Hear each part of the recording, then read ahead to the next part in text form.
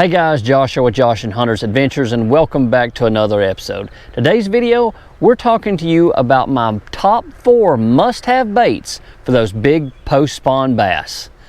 Post-spawn is a tough time for everybody to catch bass. So what I want to do is I want to go over some of the baits that I use during this time to catch these bass. So post-spawn, what is it, you're saying? Well, really what it is the big females have already laid their eggs. And once they lay their eggs, they're done, they're gone. The males will stay up there and they'll guard it, and then after the fry comes, they're gonna stay and guard the fry for a short time before they're gone. Now, what happens is you've got these pockets and these coves and these shallow areas where these females are coming up in here to spawn and lay their eggs. So it's just like what happens on the pre-spawn. Those fish are going to come up and they're going to stage on those secondary points, those little drop-offs, those breaks, those ledges, places like that, to where they are going to be able to feed up after this spawn. So what I like to do is I like to hit any type of humps, any type of secondary points that are leading out of these spawning areas. Okay, and so my first bait that I like to throw in this area is a big worm. Okay, this is the Zoom Magnum. I have this color tied on right now because our watercolor here is just a little bit stained. Our pollen right now in my area here in the south is absolutely crazy, so it has our watercolor just a little bit messed up. So I just wanted to throw something with just a little bit brighter colors. Now where I'm going to throw this at is the area and depth that I'm going to target is anywhere from probably 18 feet and less. Okay, that's where I'm going to be focused at on my time. I'm looking for those females that are moved off, those bigger ones. Now these bass are not going to be very active, so what happens is they sit out there, and if a crawdad or a shad comes by right by them, they're going to eat it. They're not going to waste a bunch of energy though to go chasing stuff. So this is why they go off into this deep area, and you have to go and throw like these big worms to get them to bite. Now, like I said, the big worm, that's a great thing to throw. You throw it out in these points, these secondary points, these humps, these ledges, and you drag it along. And it's not just a big bass catcher. Now yes, this does catch big bass, but you're going to find by throwing this, you're going to catch a lot of, you know, 1-2 pounders, things like that, because it's not really hard for them to eat it, and a lot of the times they're hitting it in the head, and you will have a few that'll grab the tail. But it is a great bait during this post spawn to catch those big females. Now the next bait that I like to throw is a crankbait. This one is a Strike King 5XD. This one is a Norman deep little N. So like I said, I'm targeting that area from anywhere from 12 feet to 15 feet with my crankbaits, and I'm hitting any type of humps, any type of secondary points, any type of ledges, just anywhere coming out of these spawning areas where those bass are going to be staged up, you know, to fatten up and get ready to go into their summertime homes. But I like to stick with natural colors, unless our watercolor now is, like I said, just a little bit dingy. So I've had really good luck with this in the last couple of days. It's got a little bit of chartreuse on it. It's like a lavender shad with a chartreuse around the shad dot there. So that's been a really good one. And after I get done talking here, I'm going to show you a little clip of an area, a hump, where I actually catch one. That way it'll give you guys a little bit of an idea of the area that I'm talking about. But like I said, crankbaits are probably your number one, you know, big post-spawn bass catcher. Now, the next bait that I like to throw is topwater walking baits. Now, the reason that I like to throw these is, and you're probably thinking, why are you throwing that? Well, you've got the males that are up here guarding the fry or guarding the nest, and what's happening is these bluegill are coming in there and they're just having a field day.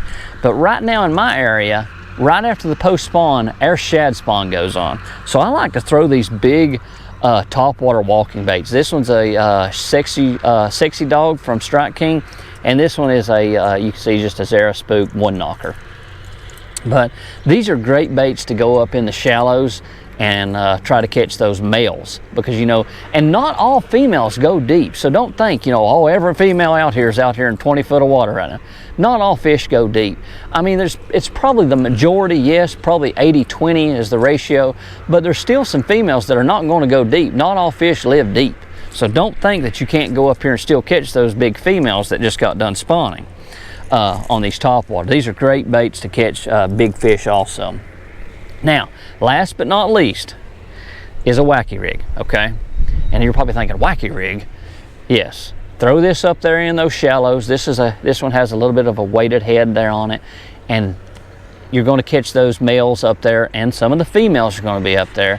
But this is mainly to throw up in there for the males that are guarding that fry. And this is a good producer this time of year, especially up around docks. And the thing about it is with fry, is the majority of the fry is not going to be real deep, okay? So, and they like to be under stuff. So they like to be under docks, they like to be under trees, just like the same places you throw these Wacky Rigs. So it's going to be a good producer this time of year to always have a Wacky Rig tied on. If you roll up beside a dock or want to skip it underneath a tree or wherever it might be, it's a great bait to catch those fry garters up there this time of year during the post spawn. Like I said, I'm going to show you a video clip here of me fishing a hump with a crankbait to sort of give you guys an idea, and then we'll finish up the video.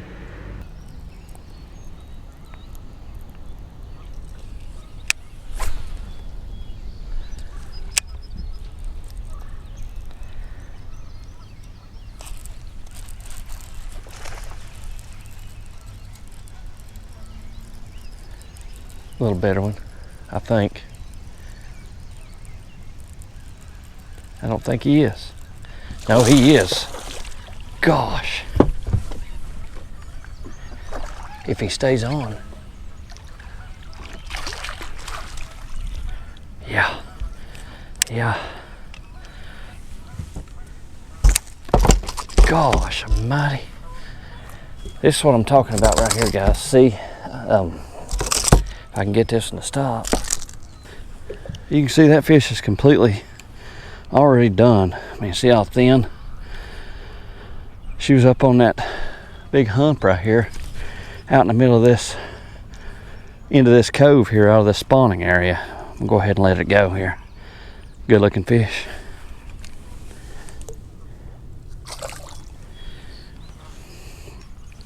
As you can see, that's the kind of areas that I keep talking about.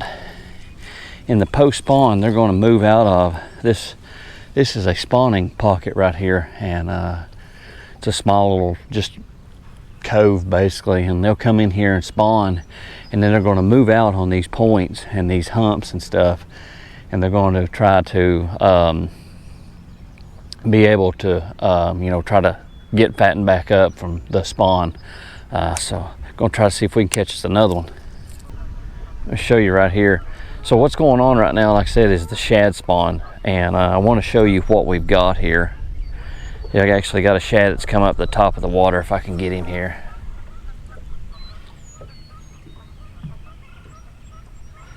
Thought I could anyways.